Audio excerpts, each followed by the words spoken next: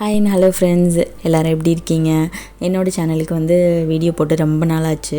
இப்போ பார்த்தீங்க அப்படின்னா ட்ரெஸ்ஸஸ் வீடியோ தான் நம்ம அதிகமாக போட்டுட்ருந்தோம். இப்போ ஒரு குக்கிங் மாதிரி போடலாம் அப்படின்ட்டு ஃபஸ்ட்டு வந்து குலோப் ஜாமுன் எப்படி செய்யலாம் அப்படின்ட்டு போட்டிருக்கேன் பாருங்கள். உங்களுக்கு எல்லாருக்குமே பிடிக்கும். நார்மலாக குலோப் ஜாமுன் பண்ணுறதா இருந்தால் எப்படின்னா ரொம்ப உடஞ்சி வரும், உதிர்ந்து வரும், அந்த மாதிரி வரும். இது பார்த்தீங்க அப்படின்னா விரிசல் இல்லாமல் எப்படி ரவுண்டான ஷேப்பில் வந்து அப்படியே உங்களுக்கு குலோப் ஜாமுன் செய்யலாம் அப்படின்ட்டு காமிக்க போகிறேன். சின்ன ஒரு டிப் உங்களுக்கு சொல்கிறேன், பார்த்துக்கோங்க. நான் இதை ஆக்சுவலி சேர்க்கலை. உங்களுக்கு இஷ்டம் இருந்துச்சு அப்படின்னா, எனக்கு எப்போவுமே வந்து வரவே வராது அப்படிங்கிறவங்களுக்கு ஒரு டிப்பு.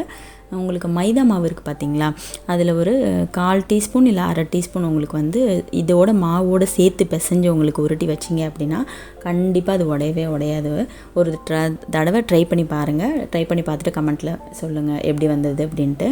இதே மாதிரி நெய்யிலையும் உங்களுக்கு பிடிச்சி உருட்டினீங்கனாலுமே உங்களுக்கு ஷேப்பும் கரெக்டாக வரும், ஸ்மெல்லுமே உங்களுக்கு நல்லாயிருக்கும். உங்களுக்கு உருண்டை பிடிக்கிறதுக்கு இந்த மாதிரி எல்லா இதையும் உருண்டை பிடிச்சி வச்சுக்கிறேங்க.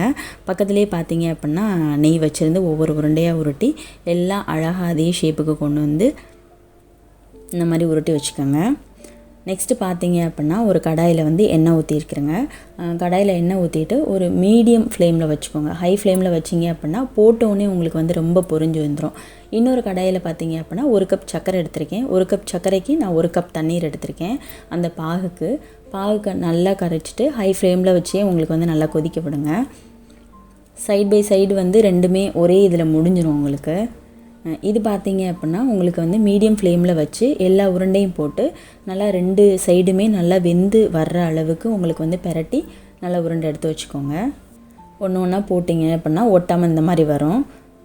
மீடியம் ஃப்ளேமில் வச்சுக்கோங்க. ஹை ஃப்ளேமில் வச்சிங்க அப்படின்னா உடனே உங்களுக்கு பொரிஞ்சிங்க அப்படின்னா உள்ளே உங்களுக்கு வேகாது, வெளியில் மட்டும் நல்லா கிறிஸ்பாக இருக்கிற மாதிரி இருக்கும்.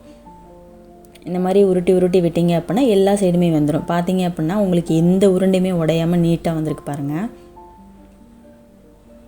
பக்கத்தில் பாகு பார்த்தீங்க அப்படின்னா அதோட ஏலக்காய், உங்களுக்கு வீட்டில் வந்து உங்களுக்கு குங்குமப்பூ இருந்தது அப்படின்னா போட்டுக்கோங்க. அப்படி இல்லை அப்படின்னா ஆப்ஷனல் தான் இது. உங்களுக்கு வேணுன்னா சேர்த்துக்கலாம், வேணும்னா விட்டுறலாம்.